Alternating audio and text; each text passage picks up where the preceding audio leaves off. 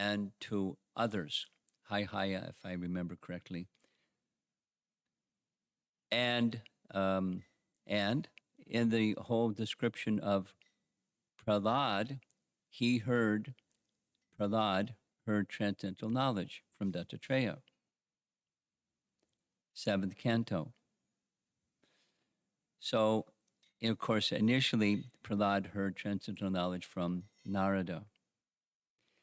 Now, some persons view, worshippers of Dattatreya view, that he was teaching impersonal Brahman. And some persons view that Dattatreya was teaching devotional service with detachment from the world. And in the explanation given in 11th canto, chapters 7, 8, and 9, it's not specific which kind of knowledge and detachment, Jnana Vairagya, is he presenting, except the fact that Krishna is speaking it, and Krishna is not speaking impersonal liberation as the goal. He's speaking of the knowledge and detachment to remove obstacles for pure bhakti. However, there are persons who view Dattatreya as teaching impersonal Brahman because he's very, very strong. Knowledge and detachment, knowledge and detachment, knowledge and detachment. And if that's the extent of what one takes as teachings of the Vedas or teachings of Dattatreya, then the conclusion is Brahman. But certainly, Krishna is not interested in propounding Brahman realization, or King Yadu is not interested in attaining Brahman realization, or Prahlad Maharaj is not interested in attaining Brahman realization. Some of you may have visited the Juhu temple. Anyone here not visited the Juhu temple? You visited the Juhu temple? Around the perimeter of the Juhu temple, there's dioramas, sculptures. And one of the first of them, on the left-hand side, is Dattatreya. He's pictured with dogs. Paintings are often, because he was like an avadhuta. Brahmins don't hang out with dogs. But Dattatreya was an avadhuta Brahmin. So he would have dogs, or dogs would follow him, and he didn't shoo them away. So that's in Maharashtra. Both in Maharashtra and in Gujarat, right? In Gujarat, there are persons that worship Dattatreya as their Ishtadev. They're not worshiping an impersonal Brahman teacher. They're worshiping what we see on the wall here, the partial incarnation of Lord Vishnu. So he's a giver of bhakti, but a bhakti of a certain type. Bhakti of a certain type, that type is infused with transcendental knowledge that leads to detachment. Now, in Bhagavad Gita, Krishna is certainly teaching transcendental knowledge, but the conclusion of that transcendental knowledge is very clearly bhakti. But Gyan Yoga is part of the message of Bhagavad Gita. But the ultimate purpose of Gyan Yoga is to achieve shelter, unobstructed shelter of Krishna. And same in Uddhava Gita. So I'm going through this because this little section that we're reading, 11, 11, 29 through 32, is the fruit of knowledge and detachment that leads to bhakti, and then bhakti that begins manifesting characteristics of bhakti or qualities of bhakti or features of one who is invested with strong devotion to Krishna. And there's characteristics or qualities of such a person. and then Shuddha Bhakti. Because in this section, as I mentioned, Krishna goes back and forth between um, Gyan, Gyan Yoga, Bhakti Mishra Gyan, Gyan Mishra Bhakti, because this is what our acharyas are saying. I'm just repeating what they say. And then Shuddha Bhakti. So what's Shuddha Bhakti? Shuddha Bhakti is, it's being described, but one of the characteristics of Shuddha Bhakti is the mind is completely fixed on Krishna. The mind is completely fixed on Krishna. And the stage before that is the mind isn't completely fixed on Krishna. That's where we are.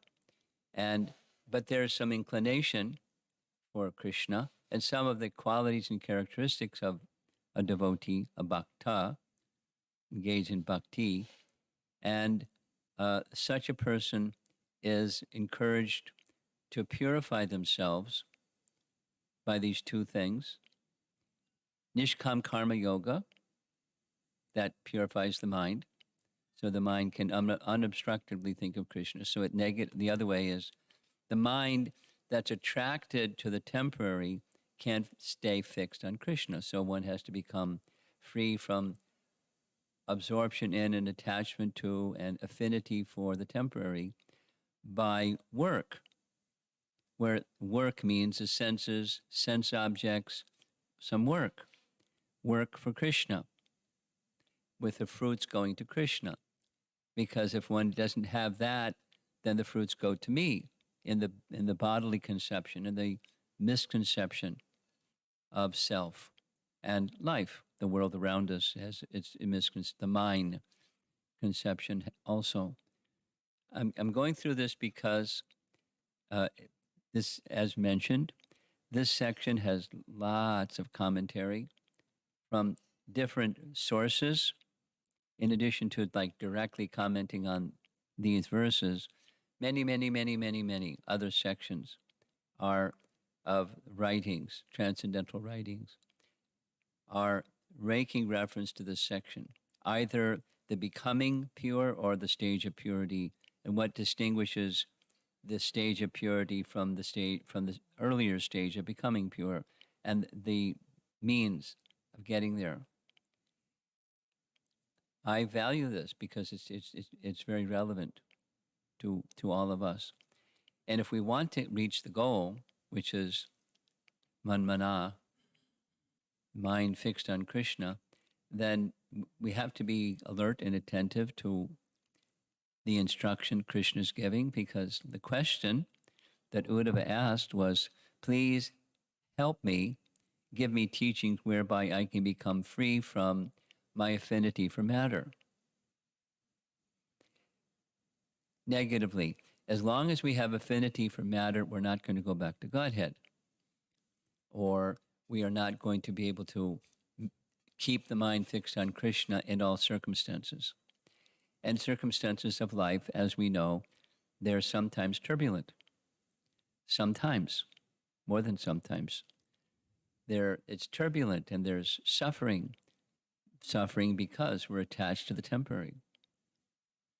The root cause of suffering, according to Vaishnava teachings, is ignorance. And the original ignorance is ignoring Krishna. And as long as we're ignoring Krishna, what will we see? We'll see darkness. And when you're in the world of darkness, there's suffering. There's ignorant activities and suffering. So what to do? Here, carefully, this teaching, which is just an extension or further elaboration of what's in Bhagavad Gita. Well, here's several verses being referenced in the commentary I'm going to read, where Bhagavad Gita verses are referenced by acharyas to help elaborate the message that these verses cover. So you remember what the verses were, 29 through 32. I'm not going to read them again, because it's really long. But I'm going to read commentary. We read a long commentary from Bhakti Sandarbha. Here's another reference in another Anucheda Bhakti Sandarbha.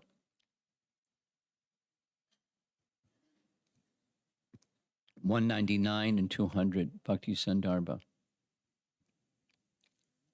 The devotees of the Lord are situated on different levels of advancement, with those who are free from all material desires situated on the highest level. So we're not on the highest level. And there's intermediate levels before that highest level.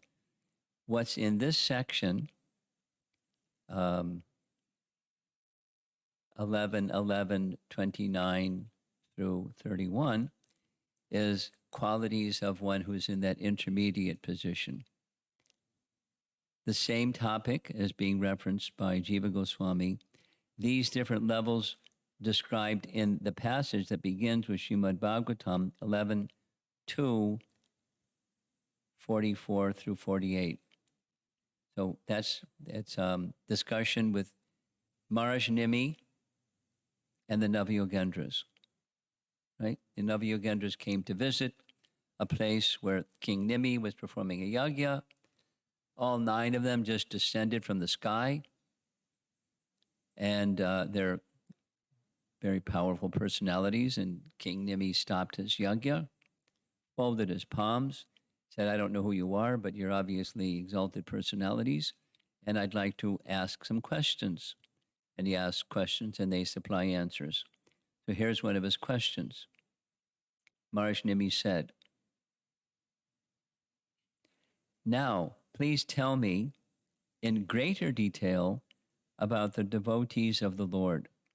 I'm reading from 11:2, 44 through 48. 11:2, 44 through 48. Just going to read the verse. Now, there's long purports. What are the natural symptoms by which I can distinguish between the most advanced devotees, those on the middle level, and those who are neophytes? What are typical religious activities of a Vaishnava, and how does he speak? Specifically, please describe those symptoms and characteristics by which Vaishnavas become dear to the Supreme Personality of Godhead. Very similar to what this verse is. Shri Havish said, that's one of the Navayogendras, the most advanced devotee can see within everything the soul of all souls, the Supreme Personality of Godhead, Sri Krishna. Consequently, he sees systematically everything in relation to the Supreme Lord and understands that everything that exists is eternally situated within the Lord. So he's within everything and everything is within him, and they see that.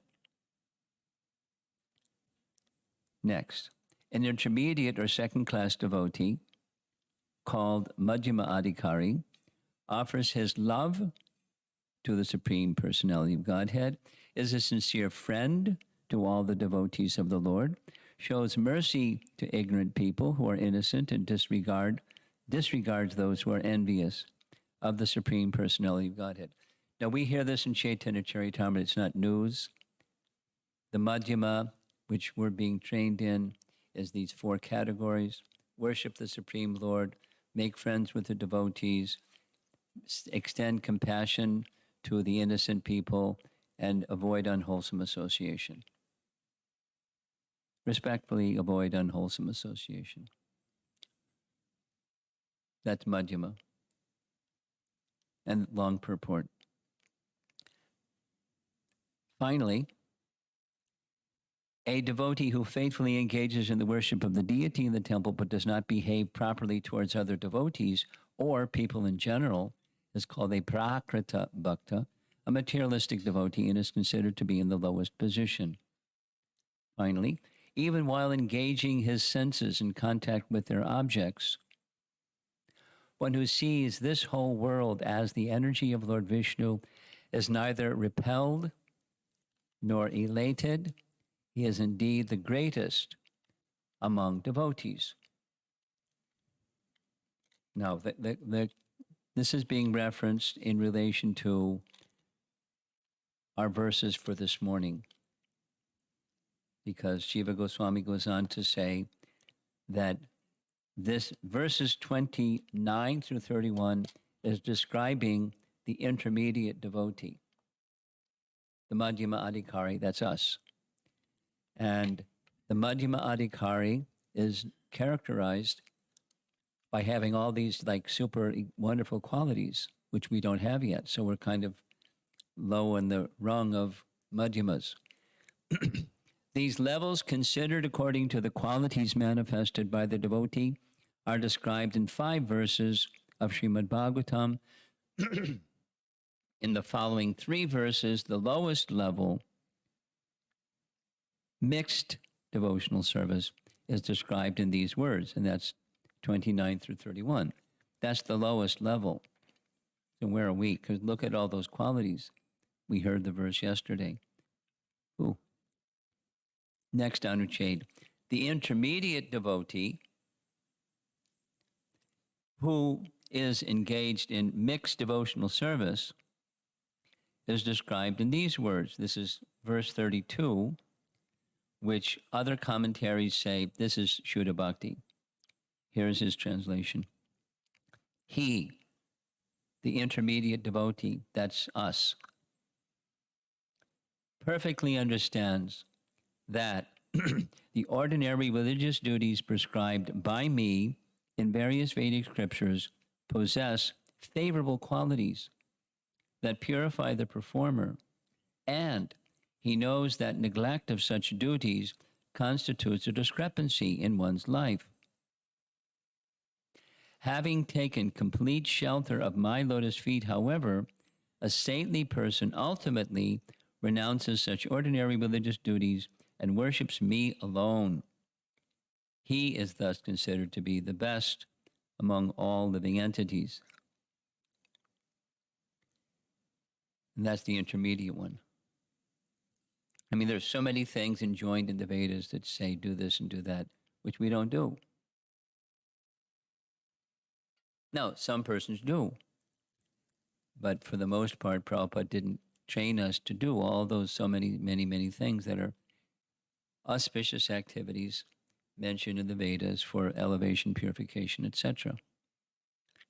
Sridhar Swami comments, quote, here the word Maya means by me in the form of the Vedas.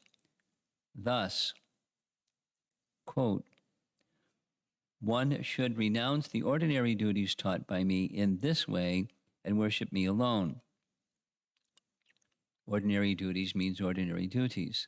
You know, the long lists that are often pointed to, this is minus bhakti, where one does tapa, or one does a yagya, or one does this, or one does that. One goes to this place, one does this thing and that this place, and devotees don't need to do all that. Because worship of Krishna includes everything.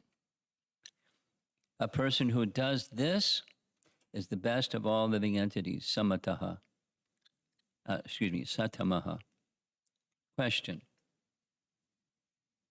Should one do this out of ignorance? No. Or because one is an atheist? No.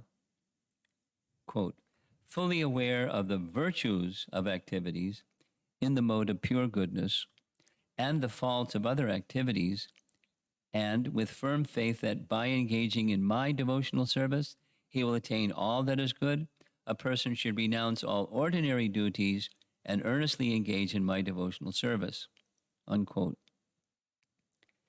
That is the way these words should be interpreted. That's Sridhar Swami's commentary on text 32, 11.11.32, which we're discussing. This is also described, so further confirmation, in Narayana Vyuha Stava prayers in the Sri Hari Shirsha Pancharatra.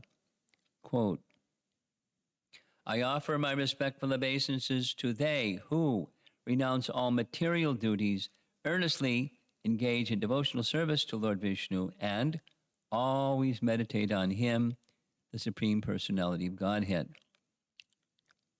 Now remember, in Bhagavad Gita, Krishna is saying to Arjuna, perform prescribed duty and always think of me. And the more advanced stages, let go of prescribed duties and think of me. Ordinary people can't forego prescribed duties. It's chapter 6. We're going to hear shortly. Chapter 6, Bhagavad Gita is being referenced. In one stage, one performs duties and fixes their mind. This is Dhyan Yoga. And the more mature stage, they can let go of prescribed duties. They don't necessarily, because they're going to do some work, so they still are carrying with them the spirit of detached work. But it's no longer, they're no longer obliged because the mind has become purified. And in the purified state of mind, the description is there to see everything in relation to Vishnu. If you're not there yet, then prescribe duties, please, and offer the results to Krishna. Now, the Srimad Bhagavatam verse quoted in the beginning of this honored shade will be explained. The verse means this: if one does not have various good qualities that list 29 through 31, if you do not have those various good qualities, but merely understands that the previously described good qualities, 29 through 31, such as being merciful, should be accepted. You don't have the quality yet, but you understand this is ideal life. This is a lifestyle or a characteristic of a lifestyle I should live. And the various faults that are the opposites of these good qualities should be avoided. And if one then renounces one's regular and occasional duties of varnashrama, which were taught by me, and instead engages in unalloyed devotional service to me, then one becomes the best of all living entities.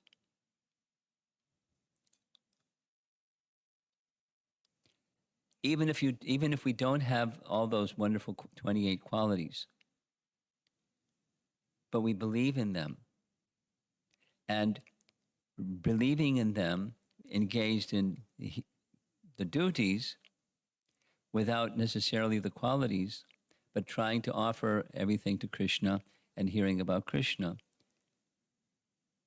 then you may, all of the varnashram duties that you're not performing, you're in this topmost position. Paragraph. The word cha, or also, here means he is also the best. So what's cha means also? Who is he being compared to? One who has all these qualities. Just as the previously described devotee was the best.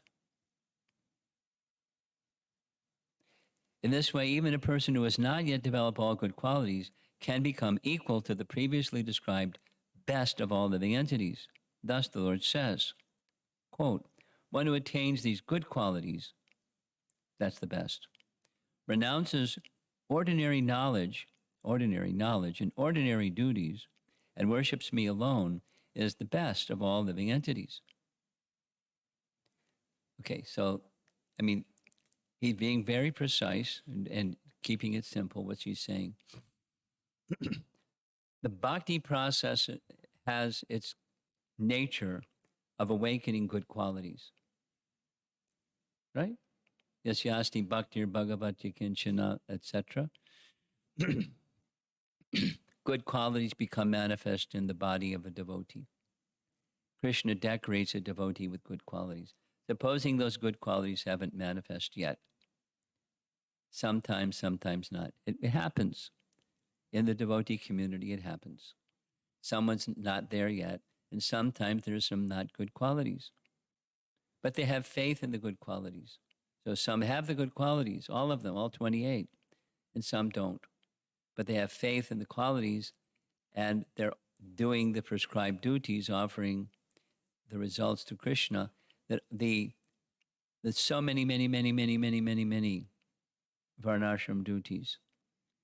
They may not perform them. That's okay. They're to be considered like the person who has all those good qualities. Because a lot has to do with faith in the teaching and the process to reach the teaching. The process includes hearing and chanting. Faith in hearing and chanting is so important. Now comes Bhagavad Gita references. In Bhagavad Gita 12:13 to 14, Krishna says, one who is not envious, here's qualities, but is a kind friend to all living entities, who does not think himself the proprietor and free from false ego, who is equal in both happiness and distress, who is tolerant, always satisfied, self-controlled, and engaged in devotional service with determination, his mind and intelligence fixed on me, such a devotee of mine is very dear to me, unquote. In this way, the neophyte, intermediate, and advanced devotee are described. A devotee acts in a saintly manner. He does not worship any deity but the Supreme Personality of Godhead. Still, even if a devotee acts badly, he is to be considered saintly. This is explained in Bhagavad Gita 9:30 in these words. Quote, even if one commits the most abominable action, if he is engaged in devotional service, he is to be considered saintly because he is properly situated in his determination.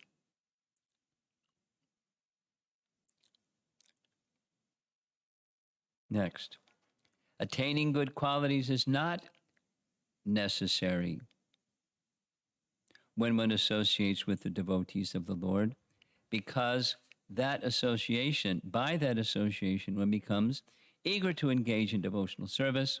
The separate endeavor to attain good qualities becomes irrelevant in that situation. In other words, we don't, like Prabhupada writes in Bhagavad Gita, we don't require a separate endeavor. The focus of endeavor for devotee is service to Krishna. Now, secondarily, when that desire to please Krishna awakens and becomes strong, one wants to see Krishna smile. And so one does things in a manner that Krishna will be pleased with. And so secondarily, following behind the primary please Krishna purpose, one is interested in becoming more humble or tolerant, and etc., etc. The good qualities and characteristics of a devotee, but they're secondary.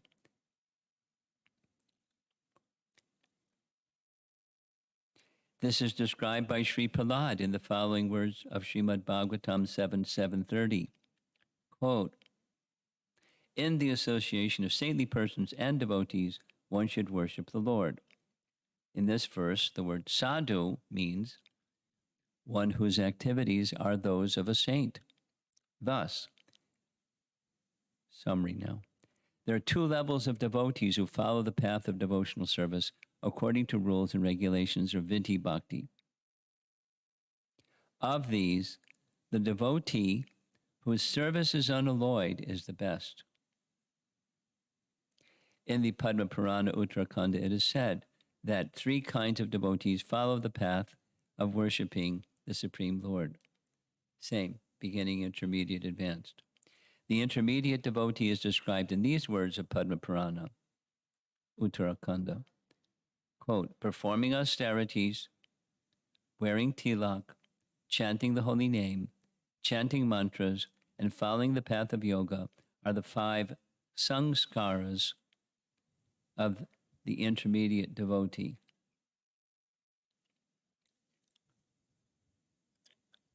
Pancha sanskar. Pancha sanskar. Pancha sanskar is a term that's used in Sri Vaishnavism at the time of Diksha. Pancha sanskar. And Bhaktivinoda Thakur uses the same term in an essay about Diksha, Pancha Sanskar. And the list that Bhaktivinoda Thakur gives is slightly different than this, but it's the same essence. You know, tilak, kuntimala, things, a name, a deity, and tapa. Those are the five. Then, that's the intermediate. The neophyte devotee is described in these words, quote, one who wears tilak markings and the marks of the conch disc and other signs of the Lord, and who bows down to offer respects to the Lord, is said to be a Vaishnav. The beginning stage, then the intermediate stage, they undergo the Pancha Sanskara, and then the most advanced stage.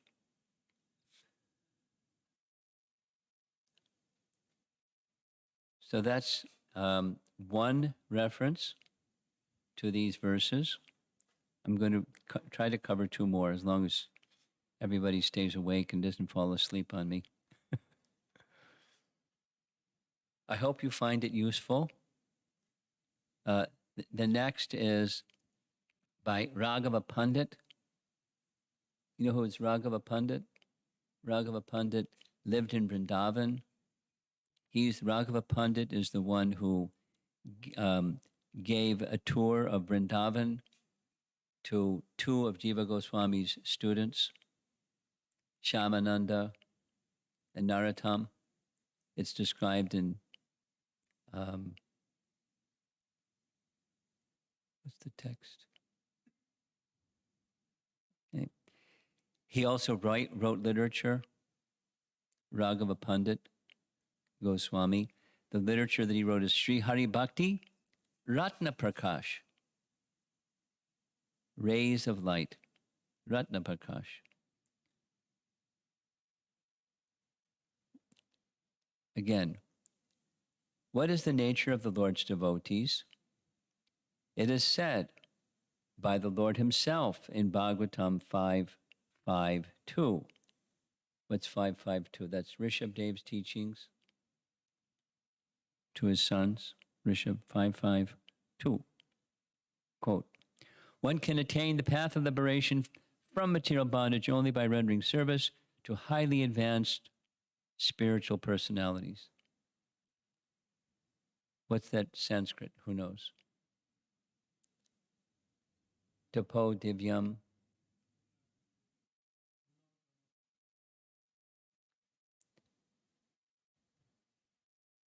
Tamo Dvara Mahor Vimuktis. These personalities are impersonalists and devotees. Prabhupada speaks the same way. No, normally we don't include the impersonalists in the categories of transcendentalists, but they're transcendentalists of a kind. Whether one wants to merge into the Lord's existence or wants to associate with the personality of Godhead, one should render service to the Mahatmas. For those who are not interested in such activities, who associate with people fond of women and sex, the path to hell is wide open. The Mahatmas are equipoised. They do not see any difference between one living entity and another. They are very peaceful and fully engaged in devotional service. They are devoid of anger, and they work for the benefit of everyone. They do not behave in any abominable way. Such people are known as Mahatmas. So the question was, what's the nature of devotees? And the very next is these verses 29 through 32, but he adds 33. Here's 33. Whether they understand me, what I am like and what is my nature or not, they who worship me with undivided love, I consider the best of devotees. So again, they may have good qualities, they may not. They may, by the strength of their bhakti, understand all about Krishna or not. but they have faith and love and undivided, unflinching, unwavering, Krishna is considering they're the best. That's tomorrow's text, or the next text, text 33. By worshiping a devotee, devotion for Krishna is born. Of this there is no doubt. The Lord himself teaches in the next chapter, chapter 11, 12, 3. In every yuga, many living entities, entangled in the modes of passion and ignorance, gained the association of my devotees. Thus, such living entities, such as Daityas, Rakshasas, birds, beasts, Gandharvas, Apsaras, etc., as well as etc., were able to achieve my supreme abode. Vitrasura, Prahlad, and others like them also achieved my abode by association with my devotees. Add did personalities such as this one, that one, and the other one, and the wives of the Brahmanas performing sacrifice. The emphasis there, where it's coming up, is the importance of sadhu sangha to achieve that stage, serving the Mahatmas, associating with Mahatmas. And that's Raghava Pandit Goswami. One more reference. This is from Rupa Goswami in Bhakti Rasamrita Sindhu, Eastern section, second wave, text 67. So 1267. Rupa Goswami writes, in the 11th canto it is said, he quotes 11.11.32, Jiva Goswami's commentary. With the list of qualities mentioned in the verses previous to this quote from the Bhagavatam, that's 29 through 31, starting with Kripalur Akrita Droha. So Kripalu is mercy, Akrita Droha. The position of a person fixed in his dharma has been presented, showing a type of bhakti characterized by hearing about the Lord mixed with karma and gyan, according to the commentary, which explains that the word kavi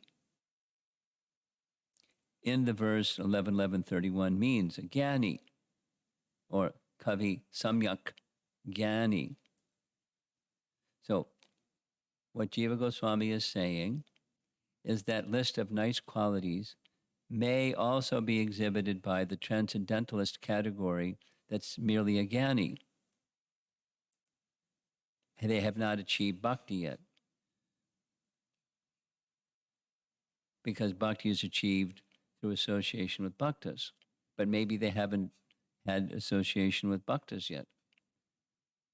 But through gyan, there's knowledge, there's detachment, and when there's detachment, then there's better qualities, at least a glimmer of those better qualities. What happens consequently is described in the present verse, that's 32. They come to this more elevated stage. They ultimately renounce such ordinary religious duties, etc. One more paragraph and we're done for this morning. Even though he does not possess those qualities, those 28 qualities, and although understanding that the qualities such as mercy are good and the opposite are bad, guna doshan agyaya, he rejects all the dharmas prescribed by varnashram, specifically all prescribed daily and periodic duties which have been designated by me, maya dishtan, among the qualities listed, since they are obstacles to Ananya Bhakti, to me. By mentioning rejection of Varnashram Dharma, it is understood there should be rejection of Gyan as well. rejecting both karma and gyan, he should worship me. He also, cha, is the best person, satamaha. The particle cha signifies that the previous description with good qualities indicated the best person, satama, but the last person mentioned, even without those qualities, but who gives up all duties, the sundry varnashram duties, and worships me alone, is also satama. He is equivalent to the person having those qualities. I hope it's clear. I mean,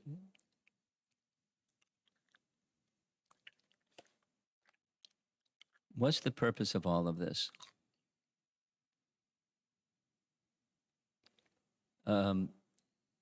There's a scriptural foundation for us practicing sadhana bhakti the way that we practice sadhana bhakti. There are persons who criticize that. There are persons that just don't understand anything, but there are persons that think they understand something, and they criticize that, who are these unqualified people who are worshiping Krishna? Here's a little anecdote. Many, many years ago, I don't know, many years ago, 45 years ago, a group of us from New York visited Jagannath Puri because there was a devotee who was Gaur Govinda Maharaj's assistant in helping to establish the Bhubaneswar temple. And that devotee was an American devotee named Bhagavat Das. And Bhagavat Das very kindly took a group of us to Puri. We also visited Gaur Govinda Maharaj's little grass hut out in the middle of a field because there was no temple. It was just land out in the middle of nowhere. That eventually became the Bhubaneswar temple. When we went to Puri, there were about 10 of us, and we were doing Harinam, like Hare Krishna devotees do, Mridanga, kartals, dancing. And the pujaris, some of the pujaris, were standing outside the temple. Of course, we weren't allowed to go in the temple. We were just doing up and down Grand Road. And they were pointing.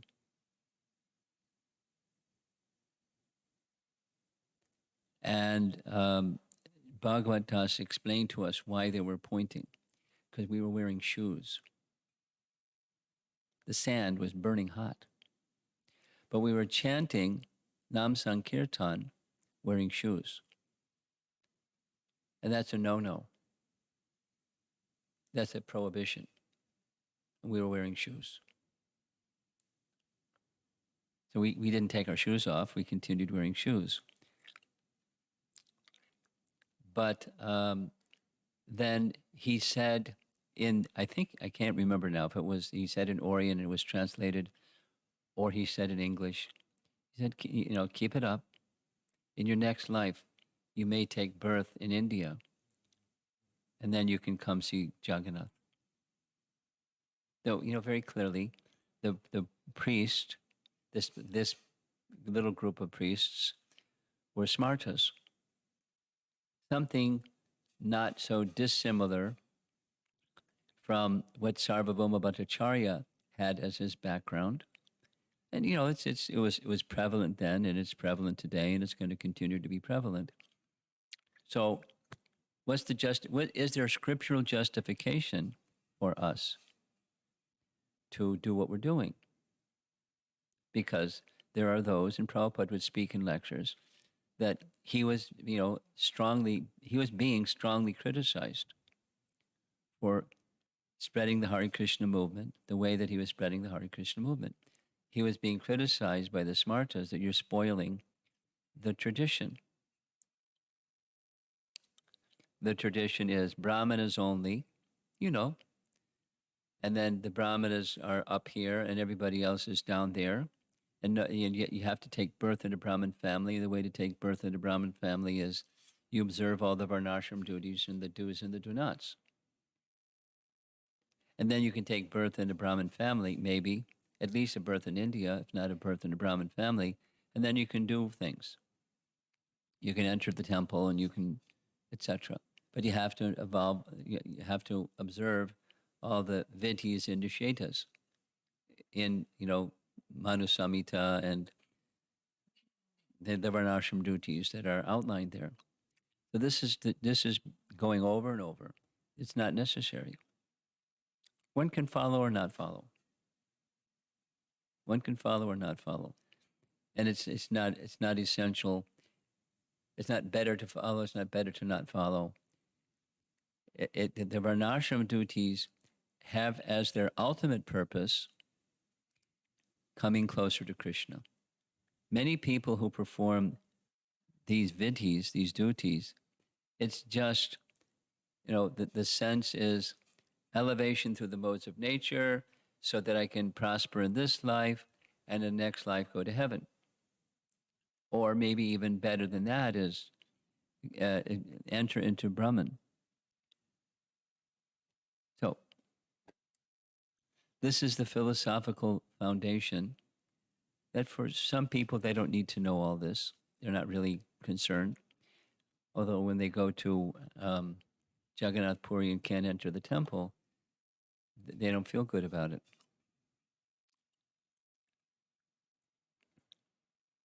And there's been a lot of pressure from many sources to have them change that policy. They haven't changed the policy. They're not likely to change the policy. And there's some other Shakshi Gopal is another place, etc. Now they're Vaishnavas, but they have a fastidious bent towards varnashram duties and do's and don'ts. So here's Krishna speaking. It's not so dissimilar from the message of Bhagavad Gita. Right, Sarvadharmam Prityaja Mamekam Sharanam Braja. Same. This is just expanding it and explaining it in much greater depth. Same message. This is the philosophical support from Scripture and explanation of what the Scripture is saying. So all of what we're doing, even we may not have all the good qualities of a sadhu, of a pure devotee, we have faith in them. And, it also tells us something, how we should interact with those who are in our company that don't have all perfect qualities, or they have nice qualities and sometimes they mess up, or they become, exhibit their less than perfectness.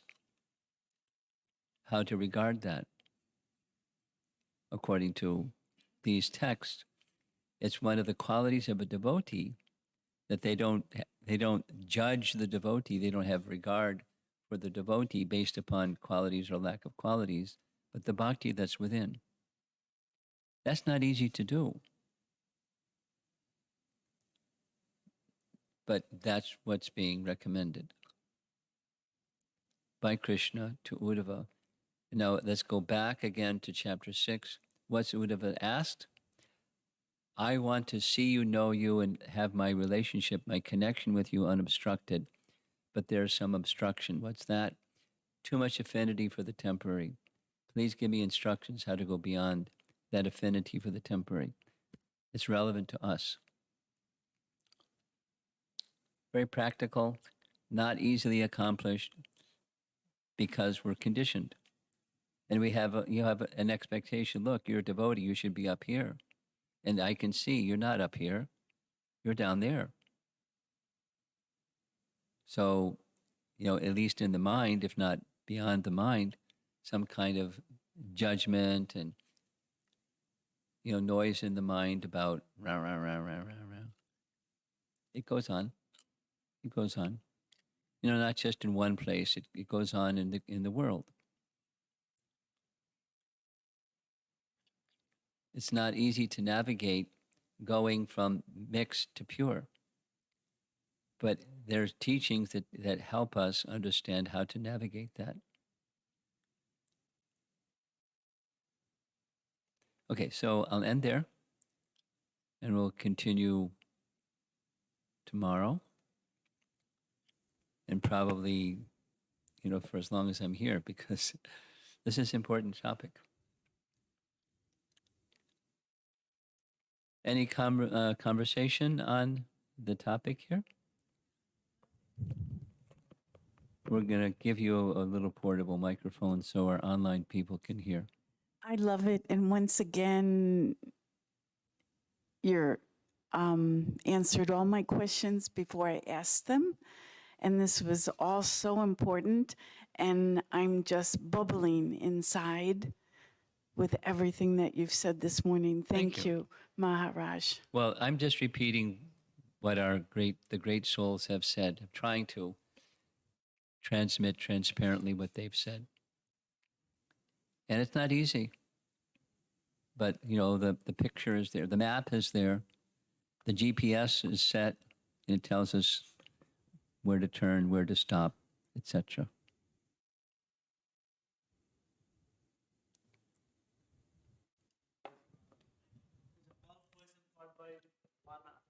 Two lines, 32 verses. Varieties of qualities is there, and in the last 32 verses, everything diminishes and just establishes the final goal of the life. Yeah, not easy. You are saying repeatedly saying Repeatedly. not easy. Yeah, that's the point. Hare Krishna Maharaj. I mean, for example, not easy means we're nodding our heads yes, saying, wow, that's really meaningful. And sometime later today or later this week, somebody's going to do something or say something that irritates. Guaranteed. And then the mind's going to start chattering. And maybe the mouth will start chattering. And maybe, so many, because we're conditioned. So knowledge is wonderful. But knowledge alone is not enough. And so what's enough? Enough is shelter in Krishna. And, there are obstacles for shelter in Krishna. And that's our seeing things separate from Krishna. So the continued purification is needed. And therefore it's not easy. The hearing should be transmitted into the heart. And when the heart becomes transformed and we act from the place of devotion to Krishna, not just cultivation of good, exactly the point, not just the cultivation of these good qualities, but the cultivation of wanting to please Krishna, then the real purification becomes accomplished. Otherwise, it's up and down, unsteady bhakti, anishtita bhakti. Anything online? Nothing online, but I had one Go ahead. So Maharaj, we heard that the bhakti process gives us all the good qualities, and one may not be at that point in the beginning stages of bhakti. But if he has faith in those qualities, Yes. then that's almost considered equal to bhakta. This is my understanding. Well, faith in the qualities and striving to strengthen bhakti by these primary means. The primary means are these two that are at least, in this section. Whatever your psychophysical nature is, you have duties. So somebody's a grahastha, for example, or somebody's a brahmachari, or whatever, someone's a pujari, or those are all designations. But according to those designations, we engage in them in such a way that the result is to be offered to Krishna, and we continue with faith, important, with faith in the hearing about Krishna to bring ourselves closer to Krishna or more connected to Krishna. then the same. Because Krishna will eventually and gradually recognize that devotion and decorate one with the good qualities, in a manner, in a time frame that he wants. So then the same. It's just like the unripe mango and the ripe mango. So when we hear like faith in all good qualities, so that means like we need to develop those qualities to make Krishna smile. Is that? Well, we need to develop that. We need to depend upon Krishna for developing those good qualities. We're considered, the unripe mango wants to become ripe. And we're not ripe. So we like to just stay on the vine until ripe. We like to be, because we like Krishna to smile, we'd like those good qualities. And sometimes I don't exhibit those good qualities or something like that. Sometimes. In fact, sometimes there's bad qualities. It's like, that's the Apichet Siddharacharo verse that was quoted. Sometimes very bad qualities. And we regret it. And we turn to Krishna, please help me, etc. Okay? Srila Prabhupada ki jai.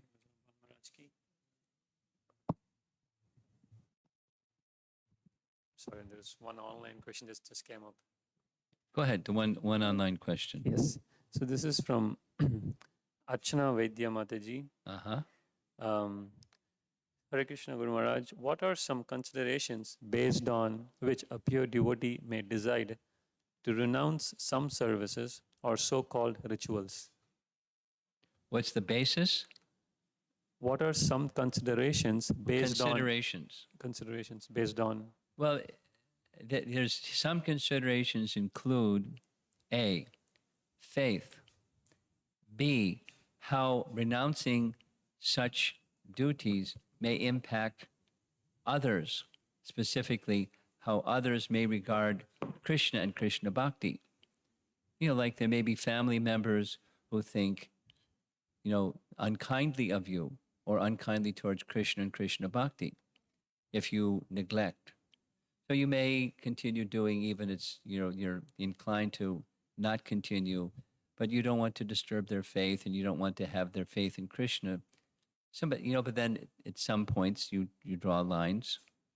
So those are some considerations. Your own faith and how that declining of some particular tradition or ritual or something or other is going to impact others who are going to view Krishna bhakti in terms of whether you do or you don't do those rituals or those activities. Hare Krishna.